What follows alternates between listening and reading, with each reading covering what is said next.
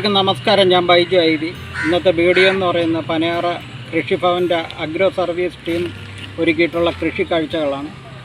എല്ലാവർക്കും എൻ്റെ വീഡിയോയിലേക്ക് സ്വാഗതം.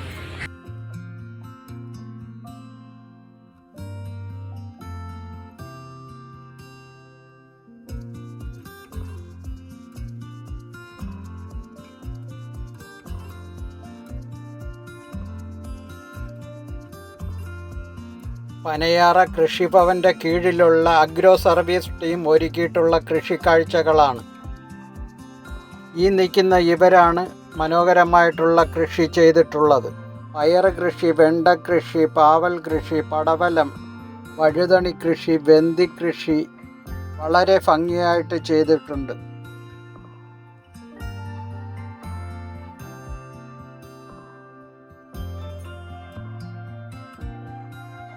വളരെ വ്യത്യസ്തമായ ഒരു ജൈവ കൃഷിയാണ് നിങ്ങൾ ഇവിടെ ചെയ്തിരിക്കുന്നത്. നിങ്ങൾക്ക് എന്താണ് പറയാനുള്ളത്? ഞങ്ങൾ ജൈവ കൃഷിയാണ് ചെയ്തുകൊണ്ടിരിക്കുന്നത്. ഞങ്ങൾക്കൊരു ഫെസിലിറ്റർ ഉണ്ട്, സജിൻ സാറ് വന്നതിന് ശേഷമാണ് ഈ പച്ചക്കറി കൃഷിയിലോട്ട് നമ്മൾ ഇറങ്ങിയത്. അതിന് മുന്നേ ഞങ്ങൾ പ്രോജക്റ്റ് മാത്രമാണ് ചെയ്തുകൊണ്ടിരിക്കുന്നത്. ഞങ്ങൾ ആദ്യം 2018 തുടങ്ങിയതാണ്. 18-19 തുടങ്ങിയിട്ട് 2 വർഷത്തോളം ഒരു വർക്കും ഇല്ലാതെ ഇരുന്ന് അതിന് ശേഷമാണ് വർക്കെല്ലാം കിട്ടിയത്. അപ്പോൾ ഞങ്ങൾ 6 പേരായിരുന്നു. 6 പേര് വന്ന് പിന്നെ അതിന് ശേഷം പിന്നെ 2 വർഷം 2020 ആയപ്പോഴേക്ക് പിന്നെ 4 പേരും കൂടി വന്ന് പിന്നെ ഞങ്ങൾ നല്ല രീതിയിൽ ചെയ്തുകൊണ്ടിരിക്കുകയായിരുന്നു. അപ്പോൾ ഇത് ജൈവ കൃഷി എന്ന് പറയുമ്പോൾ നിങ്ങൾ എന്തൊക്കെ വളങ്ങളാണ് ഇവിടെ ഉപയോഗിക്കുന്നത്? ചാണകവും അത് പിന്നെ എല്ലുപൊടി, വേപ്പ് പിണ്ണാക്ക് എല്ലാം ഉപയോഗിക്കുന്നുണ്ട്. ഞങ്ങൾ ഇപ്പോൾ ഈ കൃഷി ചെയ്യുന്നത് 18 ടെക്നീഷ്യന്മാരും പുതിയതായിട്ട് 18 ബാക്കിയുള്ളവർ 10 പേരെയും കൂടെ എടുത്ത് ചെയ്യുന്നത്. 18 പേരും കൂടിയുള്ള കൃഷിയാണ്. പിന്നെ അപ്പോൾ ഈ ഇവിടുത്തെ കൃഷി കൊണ്ട് നിങ്ങൾക്ക് ഈ സമൂഹത്തിന് എന്താണ് പറഞ്ഞു കൊടുക്കാൻ പറ്റുന്നതെന്ന് പറഞ്ഞാൽ അതിനെ പറ്റി ഒന്ന് പറഞ്ഞു. കൃഷിയാണ് ഇവിടെ ചെയ്യുന്നത്. നമ്മുടെ ജൈവ കൃഷി കണ്ടുകൊണ്ട് ഒരാളെങ്കിലും കൃഷി ചെയ്താൽ അത്രയും നല്ലത് എന്നുള്ള ഒരാളെങ്കിലും ചെയ്യണം എന്നുള്ള ഒരു ആഗ്രഹമുണ്ട്. അതൊന്ന്. പിന്നെ ജൈവ കൃഷി കൊണ്ട് നഷ്ടമാണെന്ന് പറയുന്നവർക്ക് ഇതൊരു തിരിച്ചടിയാണ്. കാരണം നമുക്കിത് നല്ല ലാഭമായിരുന്നു. പയറിൽ നിന്ന് തന്നെ നമ്മൾ ഒരുപാട് വിളവെടുത്തിട്ടുണ്ട്. അതുപോലെ തന്നെ ഇത് സ്വന്തം കൃഷിഭൂമിയല്ല നിങ്ങൾ? ഇല്ല, ഞങ്ങൾക്ക് ഇത് തൃക്കോട്ടക്കാവ് അമ്പലപ്പറമ്പിലെ ഭൂമിയാണ്. ഞങ്ങൾ ചോദിച്ച ഉടനെ അവർ ഒരു ഇതും കൊടുക്കാതെ തന്നെ ഞങ്ങൾക്ക് തന്നതാണ്. പിന്നെ അമ്പലക്കുളത്തു നിന്ന് വെള്ളം എടുക്കാനുള്ള അതും അനുവദിച്ചിട്ടുണ്ട്, അതും ചെയ്യുന്നുണ്ട്. പിന്നെ നമുക്ക് കാലാവസ്ഥയും നല്ല അനുകൂലമായിരുന്നു. അപ്പൊ ഇതുപോലെ എല്ലാവർക്കും ഇതുപോലെ കൃഷി ചെയ്യാൻ പറ്റും? എല്ലാവർക്കും കൃഷി ചെയ്യാൻ പറ്റും.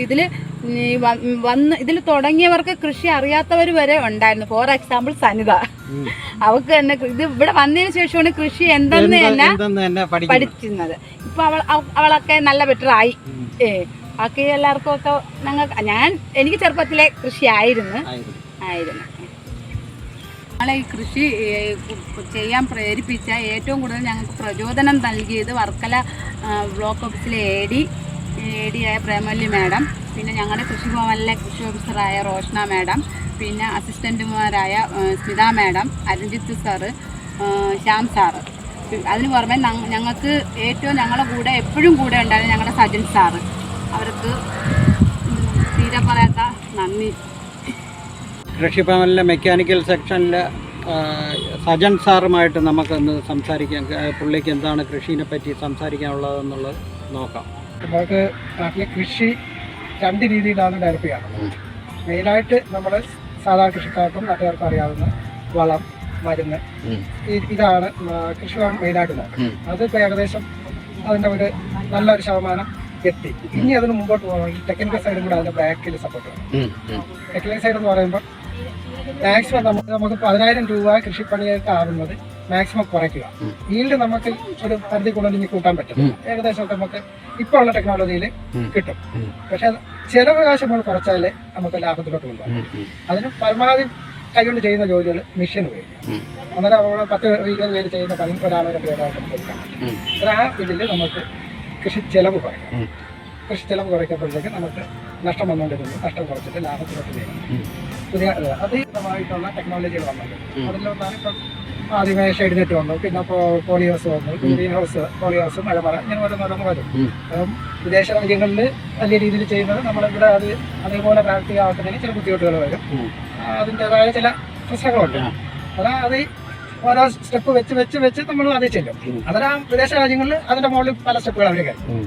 എപ്പോഴും നമ്മൾ അവരെ ബാക്കിലായിരിക്കും. അതാണ് ഇപ്പം തുടർന്നുകൊണ്ടിരിക്കുന്നത്. കാരണം നമുക്ക് പരമാവധി കൃഷിപ്പണിയാണ് ആളിനെ കിട്ടിക്കൊണ്ടിരുന്ന ഒരു കാലം ഉണ്ടായിരുന്നു. 10 പേരെ ജോലിക്ക് 25 പേര് വന്ന് ഇരിക്കുന്ന ഒരു കാലഘട്ടമായിരുന്നു എൻ്റെ കുട്ടിക്കാലത്താണ്.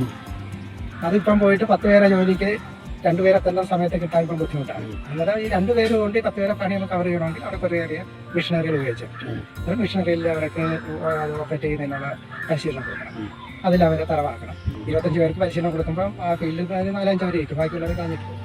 അതെന്ന് വെച്ചാൽ ഇപ്പോൾ നമ്മൾ രാവിലെ കാറ്റും കൊട്ടും ഇട്ട് ബാക്കി കയറിപ്പോയാൽ മേശമണിക്ക് പോയി കഴിഞ്ഞാൽ ഒരു മേശനാണെങ്കിൽ 1000 രൂപ കിട്ടും, കയ്യാളാണെങ്കിൽ ഒരു 100-150 രൂപ കുറഞ്ഞു കിട്ടും. അതിൽ ഇടിഞ്ഞു വീട് എന്തെന്ന് കയ്യാളിൻ്റെ അടുത്ത് ചോദിക്കത്തില്ല, മേശൻ്റെ 2 പേരും തമ്മിലുള്ള അന്തരം 100 അല്ലെങ്കിൽ 150 രൂപ. കൃഷിപ്പണിക്ക് വരുമ്പോഴത്തേക്ക് വൈകി ഇറങ്ങി കഴിച്ചാൽ അല്ലെങ്കിൽ പാടത്ത് ഇറങ്ങത്തോളം മൊത്തം ചെടിയും വന്നതാണ്. അതുകൊണ്ട് ഇതിലോട്ട് വരത്തില്ല. മറ്റേത് വൈകുന്നേരം ഒരു പാറ്റ് ഉടുപ്പ് വിട്ട് കൈകാലം കഴിഞ്ഞ് ഇത്തിരി എണ്ണ തേച്ചിട്ട് പോകുമ്പോൾ എത്ര വലിയ ജോലിക്ക് പോയിട്ട് പോകണമെന്നൊക്കെ പോകാം. സമൂഹത്തിന് നല്ല വില. അത് മാറി വരണമെങ്കിൽ സമൂഹത്തിൻ്റെ ചിന്ത മാറും. ചിന്ത മാറണമെന്ന് പറഞ്ഞു കഴിഞ്ഞാൽ ഇപ്പം നമ്മളത് വലിയ കാര്യങ്ങളൊന്നും ആലോചിക്കണ്ട. നമ്മുടെ വീട്ടിൽ നമുക്കൊരു മോളുണ്ട്, 22 വയസ്സായി. അതിന് ഒരു കെട്ടിക്കാനായിട്ട് ഉള്ള ഒരു സമയമായി ആലോചനകൾ വന്നാൽ ആദ്യം നമ്മൾ നോക്കുന്നത് സർക്കാർ ജോലിക്കാരാണ്, കളക്ടറായിരിക്കണം, അല്ലെങ്കിൽ IPS ആയിരിക്കണം. ഒരു 10-25 വയസ്സ് കഴിയുമ്പോൾ പിന്നെ സർക്കാർ ജോലി മതിയെന്നു. അങ്ങനെ ഓരോ സ്റ്റേജ് കഴിഞ്ഞ് വെച്ച് ഏത് ഓവറാകുമ്പോൾ ഒരാണ് മതിയെന്നാണ്. അതാണ് നമ്മുടെ നാട്ടിൽ നടപ്പ്. പക്ഷെ അവിടെ തന്നെ സർക്കാർ ജോലി കഴിഞ്ഞിട്ട് പിന്നെ വരുന്നതാണ് മേശപ്പണി അങ്ങനെയുള്ളത്. കൃഷിപ്പണിക്ക് പോകുന്നതിന് പെണ്ണ് കൊടുക്കാൻ പെണ്ണിൻ്റെ വീട്ടുകാർ തയ്യാറാകുന്നില്ല. ഈ ചെറുക്കൻ്റെ വീട്ടിലൊരു പെണ്ണുണ്ടെങ്കിൽ ആ പെണ്ണിനെ അങ്ങനെ കെട്ടിച്ചു കൊടുക്കാൻ ആരും വിളിക്കാറില്ല. അതെന്ന് വെച്ചാൽ കൃഷിപ്പണിക്ക് പൈസ കുറവായിരിക്കും. പിന്നെ പാടത്തും പറമ്പിലുള്ള പണിയാണ് പിറവത്തായിട്ടാവും. ഇത് സമൂഹം ഒരു 2ാം ക്ലാസ് പൗരനായിട്ടാണ് കാണുന്നത്. അത് മാറുന്ന കാലം വരെ കൃഷിപ്പണിക്കാളും കുറയും.